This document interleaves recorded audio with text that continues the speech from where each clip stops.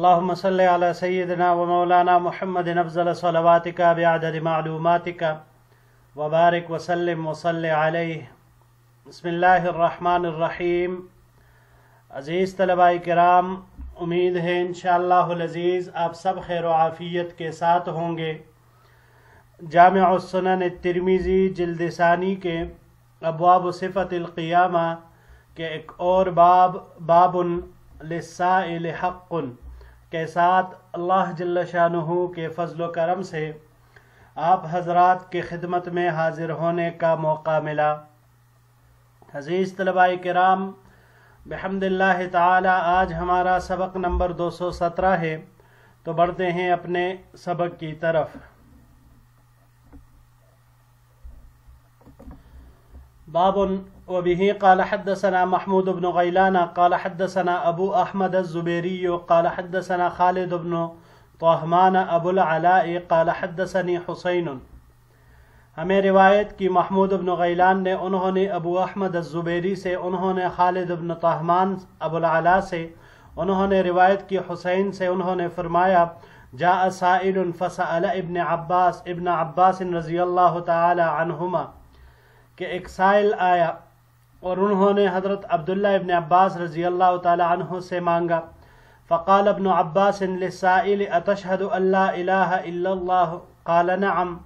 تو حضرت عبداللہ ابن عباس رضی اللہ تعالی عنہ نے سائل سے پوچھا، کیا تو اس بات کی گواہی دیتا ہے کہ اللہ کے علاوہ کوئی عبادت کے لائق نہیں؟ تو اس نے کہا جی ہاں، یعنی میں گواہی دیتا ہوں۔ عبداللہ ابن عباس رضی اللہ تعالی عنہ نے فرمایا اتشہد ان محمد رسول اللہ قال نعم، کیا تو اس بات کی گواہی دیتا ہے کہ محمد اللہ کے رسول ہے صلی اللہ علیہ وسلم؟ تو اس نے کہا جی ہاں۔ قال وتصوم رمضان قال نعم۔ پھر ابن عباس رضی اللہ تعالیٰ عنہ نے پوچھا کیا تو رمضان کے روزے رکھتا ہے؟ اس نے کہا جی ہاں۔ قال سألت وللسائل حق۔ ابن عباس رضی اللہ تعالیٰ عنہ نے فرمایا تم نے سوال کیا اور سائل کا بھی ایک حق ہے۔ انہ لحق علینا ان نصلک فاعطاہ صوبا، وہ حق ہم پر یہ ہے کہ ہم تمہیں دے۔ چنانچہ ابن عباس رضی اللہ تعالیٰ عنہ نے اس سائل کو کپڑا دیا۔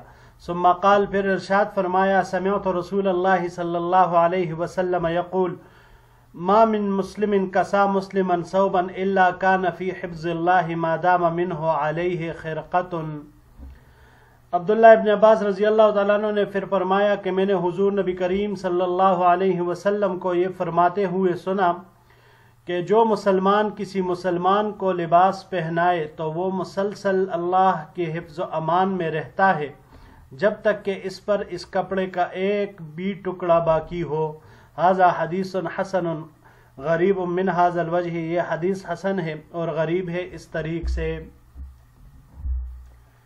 جی عزیز طلباء کرام، اس روایت سے، اس باب سے عبداللہ ابن عباس رضی اللہ تعالیٰ عنہ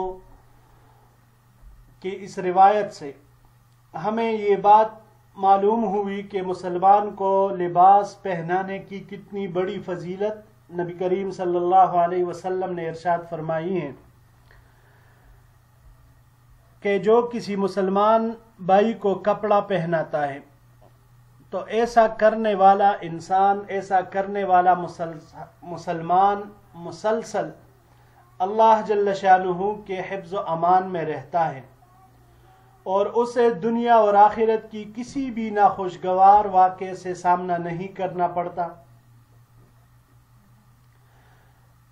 اب جب کپڑا اسے دیتا ہے پہننے کے لیے، لباس اسے دیتا ہے، تو حدیث مبارک میں آپ علیہ الصلاۃ والسلام نے جو لفظ ارشاد فرمایا ما دام منہ علیہ خرقۃ، چاہے اس کا ایک ٹکڑا ہی کیوں نہ باقی بچا ہو، یعنی جب تک کپڑے کا ایک بھی ٹکڑا جسم پر باقی ہو تو اس کو برابر اللہ جل شانہ کی حفظ و امان یہ حاصل ہوگی۔ علامہ مناوی رحمہ اللہ نے عزیز طلباء کرام یہاں پر یہ بات بھی ذکر کی ہے کہ اس حدیث سے یہ بات ثابت ہوئی کہ کپڑا پہنانے کی فضیلت، لباس پہنانے کی فضیلت یہ صرف مسلمان کو ہے۔ ما من مسلم कसा मुस्लिमन सौबन, तो मुसलमान के अलावा किसी काफिर जिम्मी दूसरे को लिबास पहनाने से ये शरफ हासिल नहीं होता। तो सिर्फ और सिर्फ मुसलमान के लिए ही ये जिक्र किया गया। जी तो बढ़ते हैं अगले बाब की तरफ। बाबुन व बिही क़ाल हद्दसना मुहम्मद इब्न बशार क़ाल हद्दसना अब्दुल वहाब अस्सक़फ़ी व मुहम्मद इब्न जाफ़र व इब्न अबी अदी व यहया इब्न सईद अन औफ इब्न अबी जमीलता अन ज़ुरारत इब्न औफ़ा अन अब्दुल्लाह इब्न सलाम रज़ियल्लाहु तआला अन्हु क़ाल, हमें रिवायत की मोहम्मद इब्न बशार ने, उन्होंने अब्दुल वहाब अस्सक़फ़ी से और मोहम्मद इब्न जाफ़र से और इब्न अबी अदी से और यहया इब्न सईद से नकल की है। इन हजरात ने रिवायत की है औफ इब्न अबू जमीला से, उन्होंने ज़ुरारत इब्न औफ़ा से और उन्होंने अब्दुल्लाह इब्न सलाम रज़ी अल्लाह ताला अन्हो से रिवायत की है। क़ाला कि हज़रत अब्दुल्लाह इब्न सलाम रज़ी अल्लाह ताला अन्हो ने फरमाया, लम्मा क़दिम रसूलुल्लाह सल्लल्लाहु अलैहि वसल्लम यानी अल-मदीनता इंजफ़लन नासु इलैहि, कि जब हुज़ूर नबी करीम सल्लल्लाहु अलैहि वसल्लम हिजरत के बाद मदीना मुनव्वरा तशरीफ़ लाए, लोग आपकी तरफ दौड़ पड़े। वकील और कहा गया क़दिम रसूलुल्लाह सल्लल्लाहु अलैहि वसल्लम, अल्लाह के रसूल सल्लल्लाहु अलैहि वसल्लम तशरीफ़ लाए। फ़जिअतु फ़िन्नास लिअंज़ुर इलैहि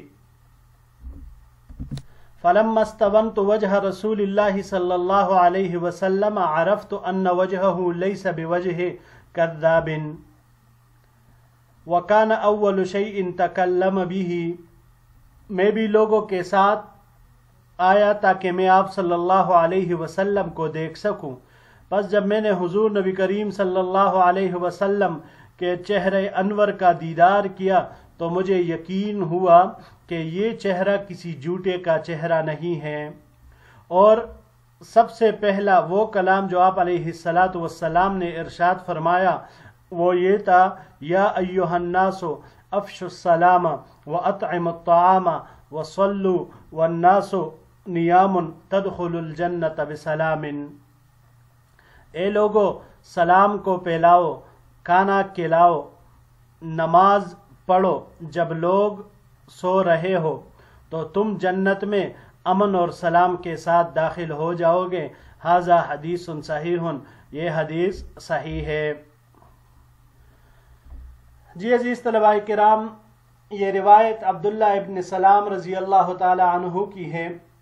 अब्दुल्ला इब्न सलाम रज़ी अल्लाह ताला अन्हु वो जलीलुल क़दर सहाबी है। इस्लाम लाने से पहले यहूद के बड़े बड़े किबार उलमा में से थे। इन्होंने अपनी किताबों में हुजूर नबी करीम सल्लल्लाहु अलैहि वसल्लम का तज़किरा, उनके सिफ़ात और खसाइल पढ़े थे और आप अलैहिस्सलातु वस्सलाम के दीदार के बहुत मुश्ताक थे, बहुत ही ज़्यादा। हिजरत के बाद जब लोगों से सुना कि हुजूर नबी करीम सल्लल्लाहु अलैहि वसल्लम मदीना मुनव्वरा तशरीफ़ लाए तो ये भी दूसरे लोगों के साथ आप अलैहिस्सलातु वस्सलाम को देखने के लिए तशरीफ़ ले आए। तो जैसे ही अब्दुल्ला इब्न सलाम रज़ी अल्लाह ताला अन्हु की निगाह हुजूर नबी करीम सल्लल्लाहु अलैहि वसल्लम के चेहरे अनवर पर पड़ी तो फौरन ही इनके दिल ने इस बात की तस्दीक की कि ये चेहरा एक सच्चे पैगंबर का है और एक सच्चे इंसान का है। किसी भी झूठ बोलने वाले का चेहरा ऐसा नहीं हो सकता।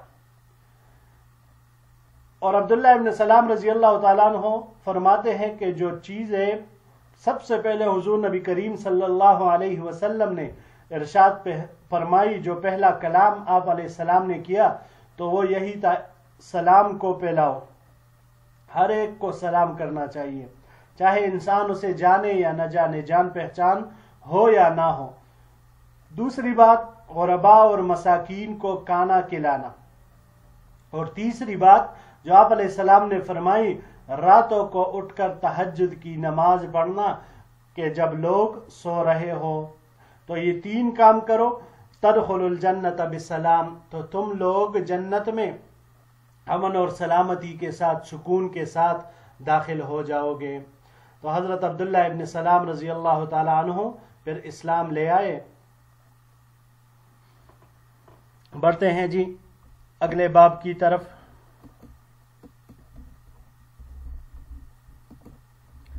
باب وبه قال حدثنا الحسين ابن الحسن المروزي بمكة قال حدثنا ابن أبي عدي قال حدثنا حميد عن أنس رضي الله تعالى عنه قال، ہمیں روایت کی حسین ابن حسن مروزی نے مکہ مکرمہ میں، انہوں نے روایت کی ابن ابو عدی سے، انہوں نے حمید سے، اور انہوں نے حضرت انس رضی اللہ تعالی عنہ سے کہ انہوں نے فرمایا لما قدم النبی صلی اللہ علیہ وسلم المدینہ اتاہ المہاجرون فقالوا، جب حضور نبی کریم صلی اللہ علیہ وسلم مدینہ منورہ تشریف لائے تو مہاجرین آپ علیہ السلام کی خدمت میں حاضر ہو کر کہنے لگے، یا رسول اللہ صلی اللہ علیہ وسلم، ما رأینا قوما ابذل من کثیر ولا احسن مواساتا من قلیل من قوم نزلنا بین اظہرہم۔ اے اللہ کے رسول صلی اللہ علیہ وسلم، ہم نے ایسی قوم نہیں دیکھی جو مال کثیر سے خوب خرچ کرنے والی ہو، اور نہ ایسی قوم کے جو مال قلیل سے غمخواری کے اعتبار سے زیادہ اچھی ہوں، اس قوم کے مقابلے میں جن کے درمیان ہم اترے ہیں۔ لقد کفونا المونۃ واشرکونا فی المحنہ حتی لقد خفنا ان یذهبوا بالاجر کلہ، وہ ہم کو خدمت اور مشقت میں کافی ہو گئے، اور انہوں نے ہمیں خوشگوار اور من پسند چیزوں میں شریک کر لیا۔ مہنا خوشگوار اور من پسند چیزیں، یہاں تک کہ ہمیں اندیشہ ہونے لگا کہ کہیں وہ ہماری تمام نیکیوں کا اجر نہ لے جائے۔ فقال النبی صلی اللہ علیہ وسلم لا ما دعوتم اللہ لہم واثنیتہم علیہ۔ تو حضور نبی کریم صلی اللہ علیہ وسلم نے ارشاد فرمایا کہ نہیں، جب تک تم ان کے لیے دعائے خیر کرتے رہو گے اور ان کا اس احسان پر شکریہ ادا کرتے رہو گے، وَأَثْنَيْتُمْ عَلَيْهِمْ، ان کا اس احسان پر شکریہ ادا کرتے رہو گے۔ ھذا حدیث حسن صحیح غریب، یہ حدیث حسن صحیح غریب ہے۔ جی عزیز طلباء کرام، حضرات مہاجرین نے جو یہاں پر ہم نے اس روایت میں پڑھا کہ انہوں نے انصار کی جو تعریف کی کہ یہ تو ایک ایسی قوم ہے کہ جو خرچ کرنے والے لوگ ہیں، غمخوار ہیں، ہمارے ہر مشکل کو حل کر رہے ہیں، ان لوگوں نے ہمیں محنت اور مشقت سے بے نیاز کر دیا ہے، جو چیز ان کو مرغوب ہے، جو چیز ان کو پسند ہے، اس میں ہمیں شریک کرتے ہیں، یہاں تک کہ جن کی 2 بیویاں ہیں وہ ایک کو طلاق دے کر ہمیں بیاہ رہی ہیں، اگر ان کی زمینیں ہیں تو آدھی زمینیں ہمیں دے رہے ہیں، ان کے گھر ہے آدھے گھر ہمیں دے رہے ہیں، اپنا پل آدھا ہمیں دیتے ہیں، آدھا اپنے لیے رکھتے ہیں۔ تو مہاجرین کو یہ اندیشہ ہوا کہ کہیں ان کا یہ احسان اور ان لوگوں کی یہ نیکیاں کہیں یہ ہماری تمام نیکیوں کا بدلہ اور ثواب حاصل نہ کر لے۔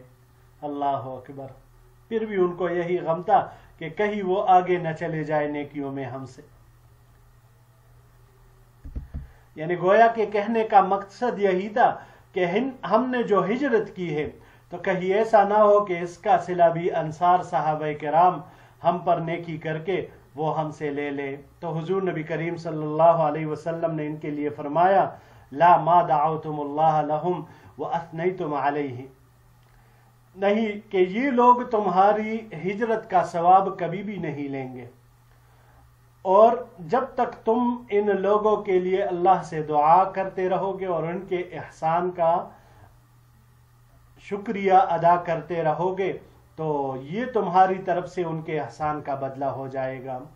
تو یہاں پر اس حدیث سے یہ بات ہمیں معلوم ہوئی عزیز طلباء کرام کہ دنیا میں جب بھی کوئی کسی انسان دوسرے انسان کے ساتھ احسان کرے تو زبان سے اس کا شکریہ ادا کرنا چاہیے، اس سے اس دوسرے انسان کے احسان کا بدلہ ادا ہو جاتا ہے۔ بڑھتے ہیں جی آخری باب کی طرف۔